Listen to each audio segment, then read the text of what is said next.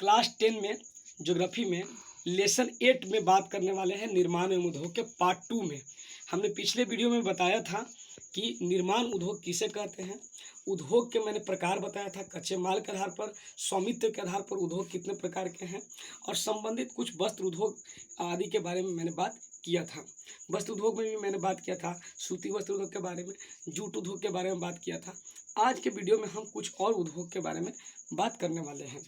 इस वीडियो में सबसे पहले हम जानेंगे रेशम उद्योग के बारे में। रेशम उद्योग के बारे में आप समझते हैं कि रेशम क्या है, किस चीज़ से बनता है? आप नहीं समझते हैं तो फिर बताते हैं। रेशम उद्योग का मतलब कि रेशम से जुड़ा हुआ उद्योग। रेशम आखिर बनता कैसे है? तो रेशम एक प्रकार का रेशम का कीट, उसको कहते हैं, कीड़ा कहते हैं, उससे बनता है।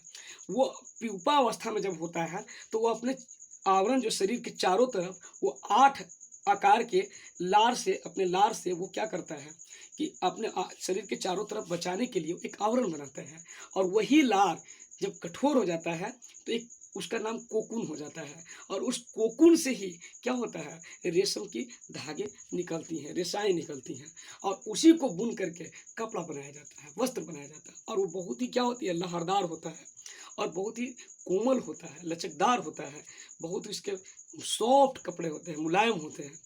इसी से संबंधित उद्योग के बारे में हम बात करने वाले हैं। रेशम किससे जुड़ी हुई पालन जो है, रेशम कीट को जो पालने की जो संबंधित चीज़ें हैं उसे हम सेरीकल्चर कहते हैं। रेशम मार्ग के बारे में भी बात कर ले। इसमें रेशम मार्ग मतलब कि प्राचीन काल में जो चीन से यूरोप में जो रेशम का व्यापार होता था तो वो एक रास्ता से होता था, उसी को सिल्क रूट या रेशम मार्ग कहा जाता है। रेशम के प्रकार के बारे में बात कर ले तो रेशम अलग अलग कीटों के आधार पर ही उसके प्रकार हैं। वो जो अच्छे क्वालिटी के जो रेशम के कीड़े होते हैं वो शहतूत के पौधे पर पनपते हैं। शहतूत के पौधा वो बड़े चाव से खाते हैं और इसीलिए वहाँ पर वो ज़्यादा अच्छा पनपते हैं। इसके अलावा अर्जुन और बेर के पत्ते पर भी वो डेवलप करते हैं, लेकिन सबसे अच्छा क्वालिटी वाला जो होता है वो शहतूत पर होता है। उसी के आधार पर रेशम के प्रकार भी हैं। मूंगा, मलबरी, ईरी, तसर, ये सब क्या है, रेशम के प्रकार हैं। रेशम का पहला कारखाना 1832 ईस्वी में हावड़ा के मतलब वेस्ट बंगाल के हावड़ा में स्थापित किया गया था। सर्वाधिक रेशम उत्पादन भारत में कर्नाटक राज्य में होता है। कर्नाटक में कौन कौन से जगह हैं प्रसिद्ध के लिए? मैसूर, बेंगलोर, बेलगांव, ये जगह पर रेशम का उत्पादन होता है। इसके अलावा भारत में आंध्र प्रदेश, तमिलनाडु, बिहार में भी कहाँ? भागलपुर में।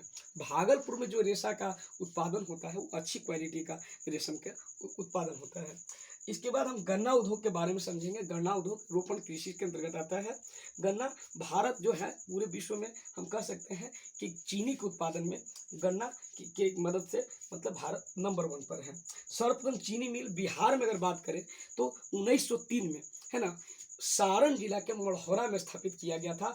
अब वो मतलब कि खत्म हो गया है, अब तो वो भग्ना अवशेष वहाँ बच रहा है। लेकिन अब से कोई पूछेगा कि बिहार में सबसे पहले चीनी का जो मिल है वो कहाँ स्थापित किया गया था, तो आपको उसका जवाब बताना है सारण जिला के मढ़ौरा में 1903 में। उत्तर भारत में बिहार, यूपी, मतलब उत्तर भारत मतलब कहते हैं ऊपर वाला, मैप में ऊपर वाला में कि कहाँ कहाँ चीनी का ये है कारखाना है या उद्योग है, तो बिहार, यूपी, पंजाब और हरियाणा में है। और आपसे दक्षिण भारत में पूछेगा तो आपको बताना है मुंबई, गुजरात, तमिलनाडु, आंध्र प्रदेश। अब हम थोड़ा कृत्रिम वस्त्र के बारे में बात कर ले कि भाई देखिए बढ़ती जनसंख्या को पूर्ति पूरे रेशम से इस तरह की चीज़ों से नहीं हो सकती है, तो क्या किया वैज्ञानिकों ने? अर्ध संश्लेषित करके पहले रेयॉन बनाया और पूर्व संश्लेषित करके नायलॉन बनाया। ये सब क्या है? मतलब कि पेट्रोल रसायन वाला है, मतलब कि पेट्रोकेमिकल से बनाए गए रेशे हैं। आप उसमें कह सकते हैं रेयॉन, नायलॉन, एक्रेलिक, पॉलिस्टर, ये सब चीज़ें आती हैं कृत्रिम रेशम में। अब हम लोहा के बारे में बात कर लेते हैं। लोहा इस्पात कारखाना जो है इसके संबंधित जो बनाई गई है लोहा के लिए, वो द्वितीय पंचवर्षीय योजना में शुरुआत हुई थी। लोहा को उद्योग का जननी या उद्योग का आधार कहते हैं। किसी भी उद्योग में हमें जब स्टेबलाइज करनी है तो उसमें लोहा की जरूरत पड़ता ही पड़ता है। लोहा के अयस्क क्या है, जहाँ से लोहा के हमें प्राप्ति होती है? तो लोहा के 4 अयस्क हैं, मैग्नेटाइट, सीडेराइट, हीमेटाइट और लिमोनाइट। आपसे कोई पूछेगा कि लोहा के कितने अयस्क हैं, आप बताएंगे मैग्नेटाइट, सीडेराइट, हीमेटाइट और लिमोनाइट। लोहा का प्रथम कारखाना 1830 ईस्वी में तमिलनाडु के पोर्ट नोवा में बैठा था, लेकिन वहाँ वो असफल हो गया। और दूसरा 1874 पश्चिम बंगाल कुल्टी में, वो भी असफल रहा। और लोहा का सफल कारखाना तो बात करें, जमशेदजी टाटा जी के द्वारा 1907 में, है ना, ये जमशेदजी टाटा के द्वारा बैठाया गया था, कहाँ, जमशेदपुर में, है ना। और वो स्वर्णरेखा नदी के किनारे है, जिसको हम टिस्को के नाम से जानते हैं, Tata iron and steel company. अब हम भारत में लौह इस्पात कारखाना के बारे में कुछ समझते हैं, जो बहुत ही इंपॉर्टेंट है डाटा। आप समझ सकते हैं, देख सकते हैं, वीडियो को भी पॉज करके आप इसको लिख सकते हैं कि कौन सी, ये जनरल कंपटीशन में भी पूछा जाता है, इसलिए आपको एक बेसिक लेवल पे हम कह सकते हैं कि जानना आपको जरूरी है और आपको जानना भी चाहिए।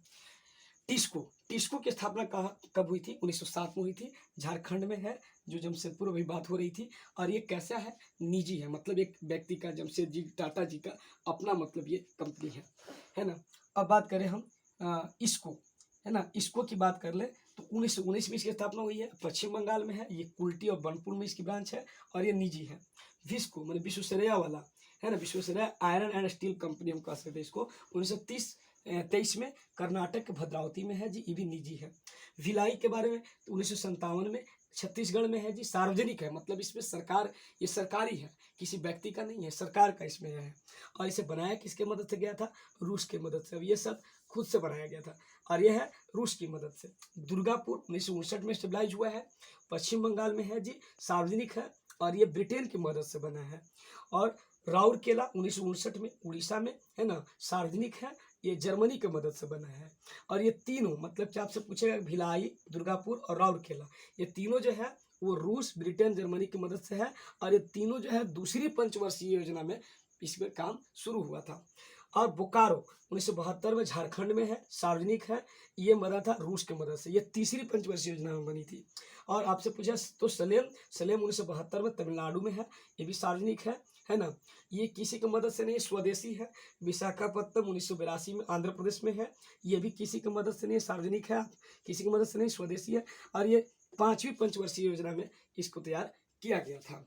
इसके अलावा हम एल्युमिनियम उद्योग के बारे में जानेंगे। एल्युमिनियम उद्योग के बारे में जानेंगे। एल्युमिनियम उद्योग जो, मतलब हम कह सकते हैं एल्युमिनियम का जो अयस्क होता है वो 3 है, कोरंडम, बॉक्साइट, कोरंडम और क्रायोलाइट।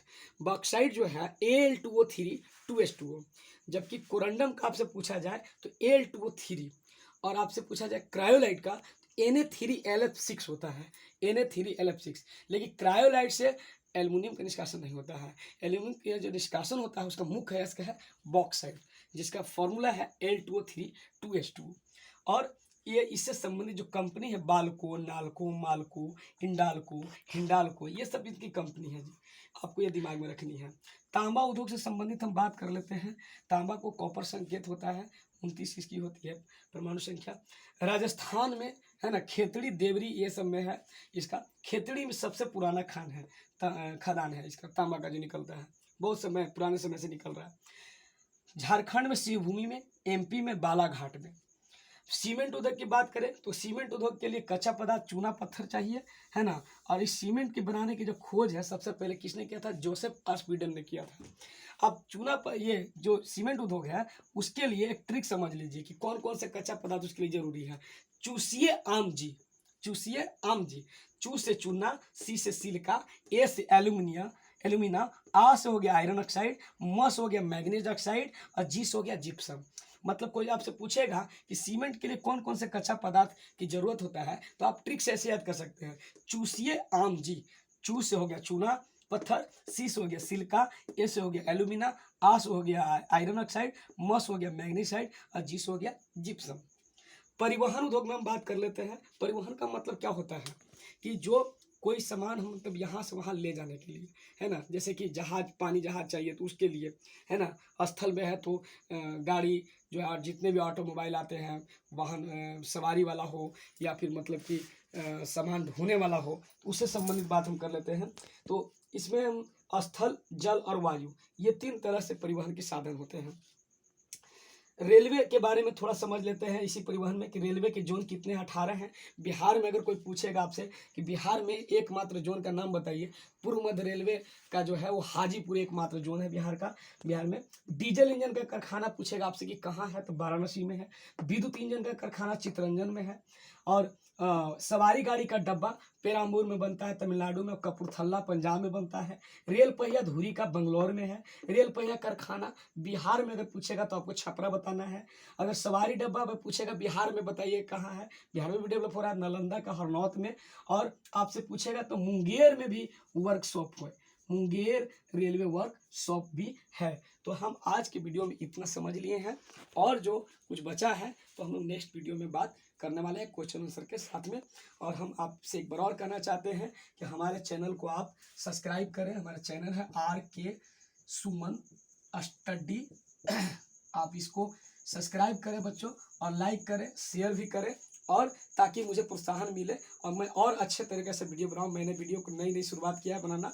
अगर आपका प्रोत्साहन रहा तो मैं ज़रूर वीडियो को और भी अच्छे तरीके से सुधारते हुए बनाने की कोशिश करूँगा। और मैथ, फिजिक्स, केमिस्ट्री ये सभी का भी मैं लाइव क्लास भी आने के लिए मैं चाहूँगा कि आऊँगा।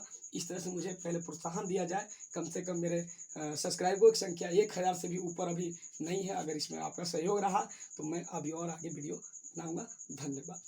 अब आप इसको वीडियो को पॉज करके, और आप चाहेंगे तो इसको लिख लें ताकि आपके एग्ज़ाम के लिए ये सही हो।